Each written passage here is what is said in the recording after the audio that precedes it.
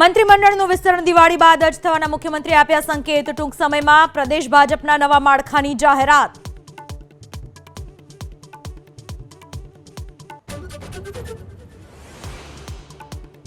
અરબ સાગરમાં વાવાઝોડું શક્તિ પડ્યું નબળું। દ્વારકાના નલિયાથી 900 કિલોમીટર દૂર દક્ષિણ ગુજરાત, સૌરાષ્ટ્ર, કચ્છમાં હળવા વરસાદનું અનુમાન।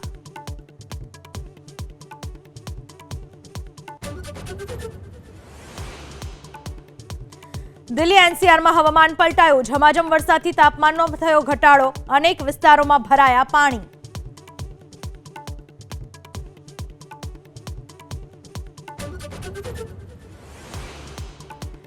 દિવાળી અને છઠ પર વતન જવા સુરતના ઉધના રેલવે સ્ટેશન પર ભારે ભીડ। રેલવે પોલીસના ક્રાઉડ મેનેજમેન્ટનો ઉડ્યો છેદ।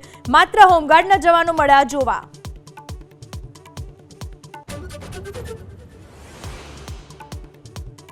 અમેરિકામાં અન્ય દેશોમાંથી આવતા તમામ ટ્રકો ઉપર લાગશે 25% ટેરિફ। 1 નવેમ્બરથી થશે લાગુ। કેનેડા અને મેક્સિકોના વેપાર પર પડશે સૌથી વધુ અસર।